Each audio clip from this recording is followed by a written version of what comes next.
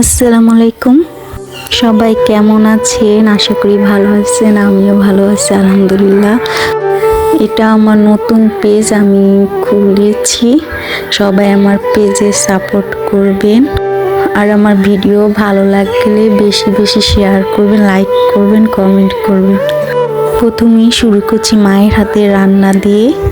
আমার মায়ের হাতের রান্না অনেক মজা হয়, এর জন্য ফার্স্টে ভাবলাম নিউ পেজে মায়ের হাতে রান্না দিয়ে শুরু করি।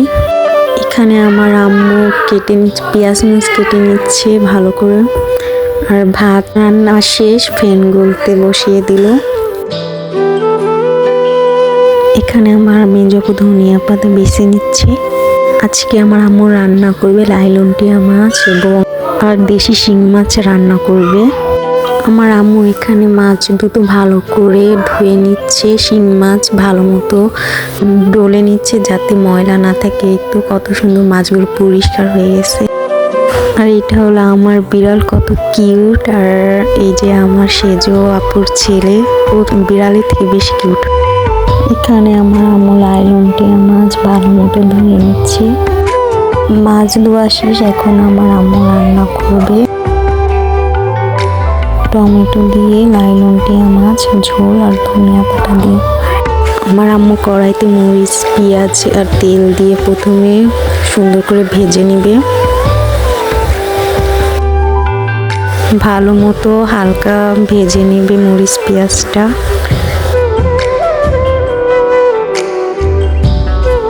এখন এর মধ্যে আদা রসুন বাটা দিয়ে দিচ্ছে, ভালো মতো লবণ দিয়ে দিচ্ছে স্বাদ মতো।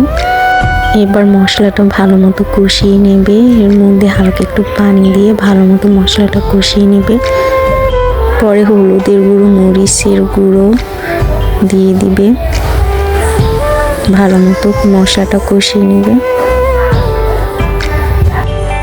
এখন এর মধ্যে মাছগুলো দিয়ে দিবে, মাছগুলো দিয়ে ভালো মতো কষিয়ে নেবে।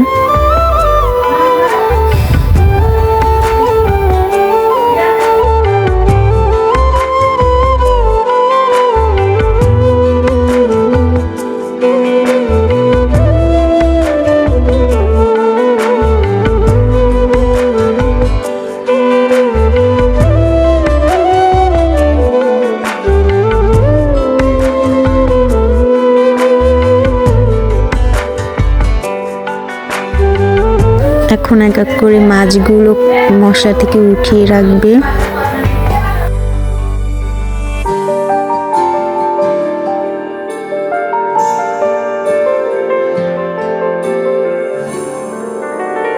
এখন এই মশলাগুলোর মধ্যে, কষানো মশলাগুলোর মধ্যে কাটা আলুগুলো দিয়ে ভালো করে আলুগুলো কষিয়ে নিবে। এখন এর মধ্যে আমার আম্মু পানি দিয়ে ভালো মতো আলুগুলো কষিয়ে নিবে।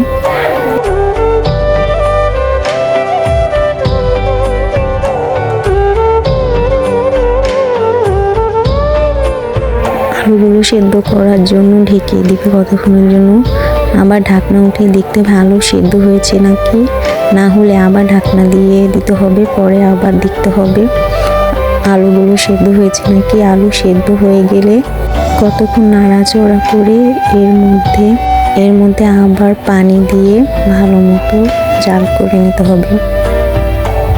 মাছের মাথা তো শক্ত, এর জন্য মাছের মাথা আগে থেকে দিয়ে ঝোলের সাথেই সেদ্ধ করে নিতে হবে, ভালো মতো রান্না করে নিতে হবে। পরে বাকি মাছগুলো দিয়ে নিতে হবে ঝোলের মধ্যে। সুন্দর মতো রান্না করে নিয়ে উপর দিয়ে টমেটো দিয়ে জিরের গুঁড়ো দিয়ে ভালো মতো মজা করে রান্না করতে হবে। পরে ধনিয়ার পাতা দিতে হবে উপর দিয়ে। এখন কিছুক্ষণ রান্না করে ঝোলটা টেনে গেলে হালকা নামিয়ে ফেলবো। এই তো ঝোলটা হালকা টেনে গেছে, এখন নামিয়ে নিবে। তরকারিটা দেখে মনে হচ্ছে অনেক মজা হয়েছে।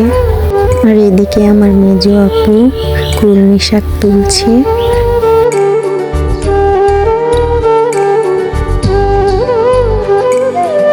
কলমি শাকগুলো বাসায় এনে ভালো মতো ধুয়ে নিতে হবে। পরে আম্মু কলমি শাকগুলো ভালো মতো কেটে নিল। 2-3টা আলুও কেটে নিচ্ছে, শাকের সঙ্গে রান্না করবে। এখন রান্না করবে শিঙি মাছ, কলমি শাক, আলু দিয়ে একটা ঝোল। কড়াইতে পেঁয়াজ, মরিচ, তেল দিয়ে ভালো মতো ভেজে নিতে হবে।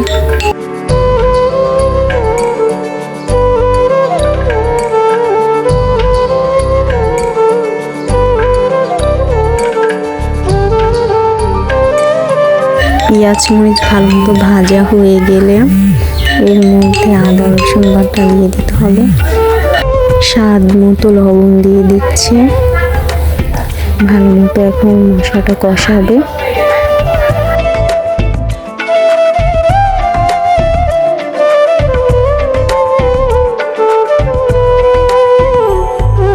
মশলাটা কষানোর জন্য হালকা একটু পানি দিয়ে আবার মশলাটা নাড়াচাড়া করে কষিয়ে নেবে। এখন এর মধ্যে হলুদের গুঁড়ো, মরিচের গুঁড়ো দিয়ে, জিরের গুঁড়ো দিয়ে মশলাটা আরো ভালো মতো কষিয়ে নেবে।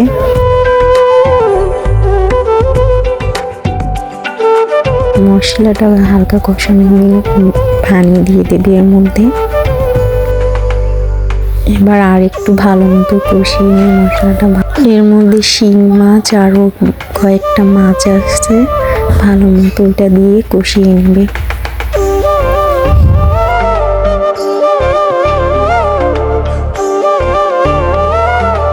মাছটা কষানো হয়ে গেলে এর মধ্যে আলু দিয়ে দিবে। আলু দিয়ে আরো কিছুক্ষণ ধরে কষিয়ে নেবে তরকারি। পরে ঢাকনা দিয়ে ঢেকে দিবে। ভালো মতো কষানো হয়ে গেলে আলু সেদ্ধর জন্য হালকা পানি দিয়ে দিবে। পানি দিয়ে ভালো মতো একটু তরকারিটা রান্না করে এর মধ্যে শাকগুলো দিয়ে দিবে। শাকগুলো দিয়ে ভালো মতো তরকারিটা মজা করে রান্না করতেছে আমুর হাতের এই দেশি মাছের এই শাক দিয়ে আলু দিয়ে মাছের রান্নাটা অনেক মজা হয়। এই তো কত সুন্দর লোভনীয় হয়েছে তরকারিগুলো। উপর দিয়ে স্বাদ মতো আর একটু লবণ দিয়ে দিল আম্মু। এই তো আমার রান্নায় প্রায় শেষ, দেখি মনে হচ্ছে অনেক মজা হয়েছে। আজকে এই পর্যন্ত ভিডিওটা শেষ করলাম। আমার ভিডিও ভালো লাগলে সবাই বেশি বেশি করে শেয়ার করবেন আর আমাকে সাপোর্ট করবেন। প্রথমবার ভিডিও করতেছি, হয়তো ভালো হয়নি, ইনশাআল্লাহ আস্তে আস্তে সব ঠিক হয়ে যাবে।